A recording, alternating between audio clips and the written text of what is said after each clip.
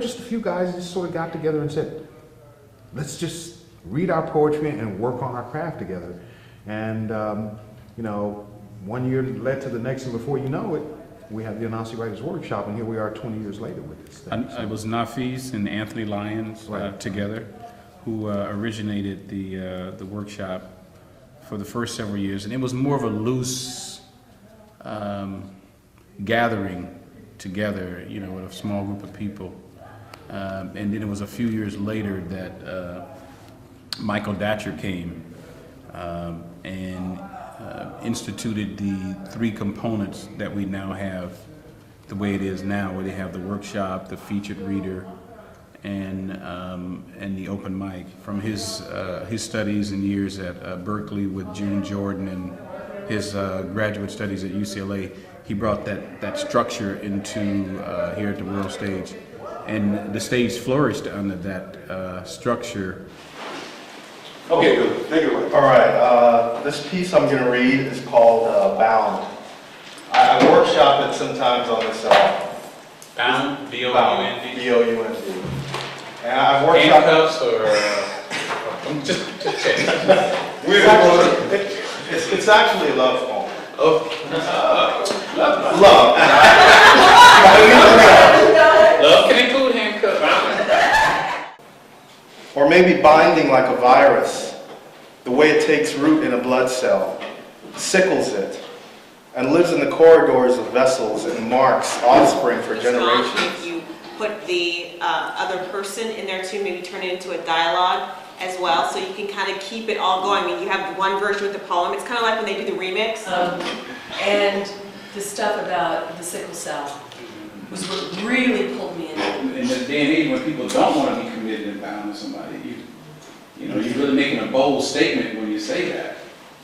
So that's the same kind of thing that he said, and I'm going to have to marinate that and see what that means to me. That moment, just at that moment, you look down at your fingers, and then your eyes went here, and the sort of the body language. Why does Kanye get over there? You're showing more emotion talking to him. I mean, one of the main things we try to emphasize is people not to defend their work. Mm-hmm. But for whatever reason at the world stage, there's always, even though we tell people that, there's always been that, for whatever reason, that give and take that goes on when the people are up on the during the workshop. It's just always been, no matter what we say about don't defend your work.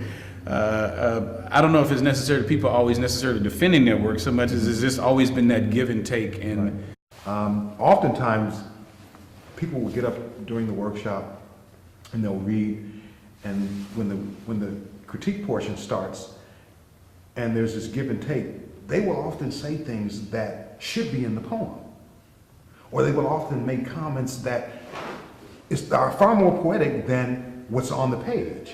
So that's the reason we try to keep that avenue open, because oftentimes what the person thinks is conversation that's really where the poetry is.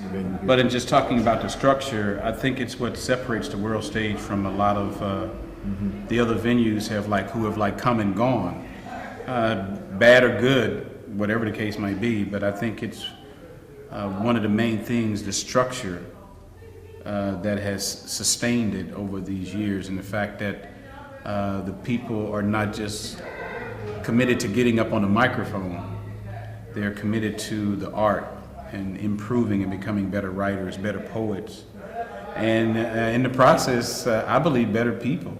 And Michael would say to me, you know, this workshop, percentage-wise, has probably produced as many people on a 10 bestsellers list as many MFA programs. And that's really saying a lot when you look at the breadth and the width that institutions spend on, you know, programs and advertising and getting faculty and all this kind of stuff.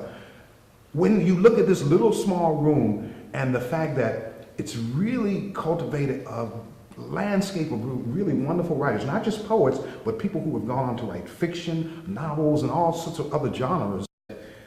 We've had so many different organizations that have been willing to partner with us throughout the years. Poets and Writers organization, UCLA Extension Program, the Penn USA, because of the work that has been done here at the world stage. So that's a testament itself.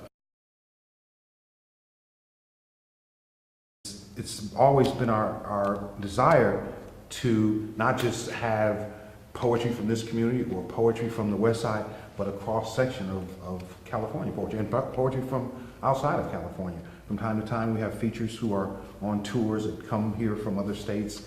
So we try to have a good cross-representation of the art.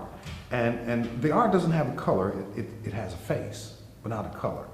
And we try to look for the craft that's strong on the page, for features that are committed to the work. And a lot of it comes from recommendations from a lot of the people who have been a part of the stage, because a lot of people that come here have studied in different places in different parts of the country, and they know other writers, or they participate in other workshops, other workshops where they meet other poets, you know, like Imani goes to Cave Canem every year. Anthony went to the workshop in St. Lucia last year, and Michael and Janome will be doing the workshop in a writer's workshop in Jamaica this year.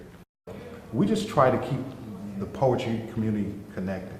And one of the ways that happens, you know, there's a scholarship that we give out here at the world stage.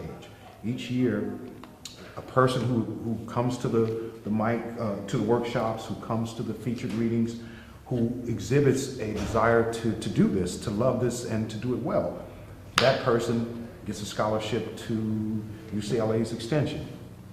And that scholarship can lead to a lot of different things.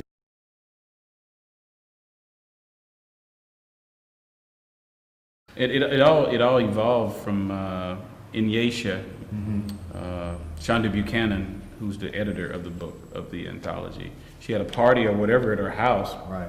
and Elias was there. Correct. And they were doing poetry and stuff there, and he said, "Man, we gotta We gotta do something." And she took it to task and produced this wonderful anthology, Voices from the Mert, poetry anthology. And we've been doing readings at different locations around the city, starting in what it started in November last year, when we did the first ones around at the old 5th Street Dix, at SO1 Bookstore, and here. They've done some reading at Beyond Baroque. They did another reading at Antioch University. And it's been received enthusiastically everywhere that we've gone. We've got some other readings coming up this spring. We're going to be at Vroman's next month in Pasadena.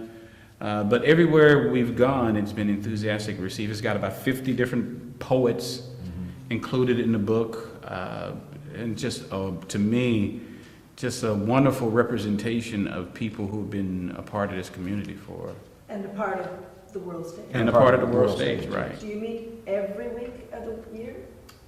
52 times. You know, I've never known us to take a week off. you know, From the first night I ever entered this place and up until now, it's made such an impact in my life. So I'm grateful for Kamau and Billy Higgins to get in this place. And give some other props to Richard Fulton for 5th Street Dix, which is also a very connected place to the world stage. But just thanks to the world stage, and Kamau, Daoud, and Billy Higgins for, and Michael. and Michael Datcher for doing the workshop. Yeah, definitely. Right. Well, thank you for Peace. taking the time to. It's been our pleasure.